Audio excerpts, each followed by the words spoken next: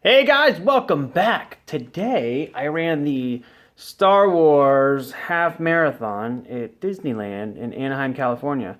I got my bright, shiny medal.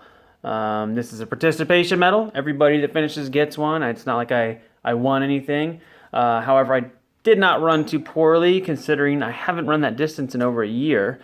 I did, I think my average was 8-minute miles. I started out a little slower, then I ran quite a bit faster for 3 miles, and I slowed myself down so that I could make it to the end because I was kind of overdoing it in the middle. But one thing that I did at the race is I wore my red arm.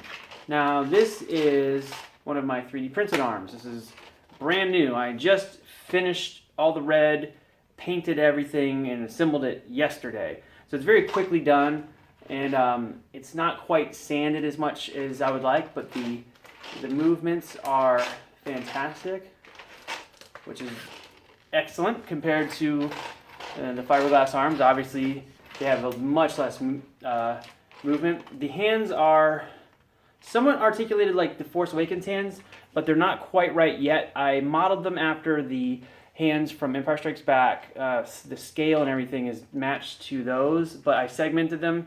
The Force Awakens hands have more segments than these. The Captain Phasma fingers actually are closer to this style, and there's some differences between the Phasma fingers and the C-3PO fingers, which I'll get into in another video because I'll be posting all those. I think I talked about that in the last video. But anyway, this is the arm.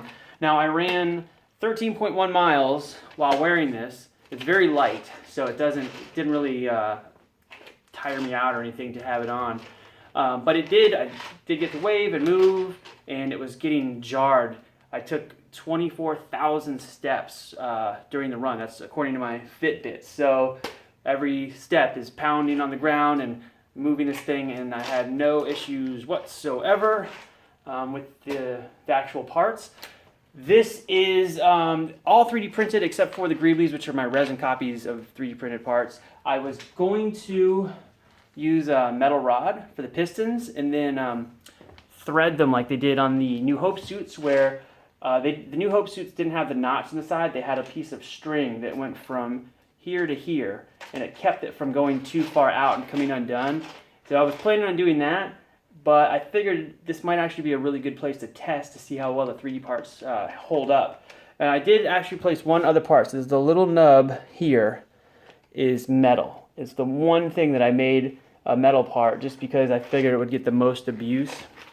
And it's a small piece. So that is it.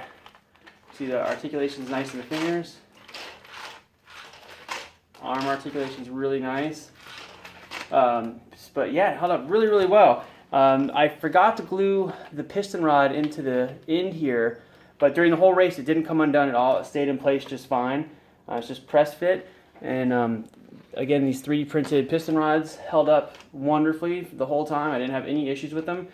Now, because I only had one day to finish this and it was kind of cloudy and looked like it was going to rain, I didn't do the proper coating on here that I would have done had I had another day or even a good sunny day, which would have been primer, sand, and just get it really smooth. So there are still some print lines visible up close. You can see them a little bit in the parts, but this hand is getting totally redone, so I'm not worried about the hand, but the arm parts I'm going to strip down and actually primer properly and sand them so they'll be really smooth. Like the lamp that I did, that one was all smoothed out and nice.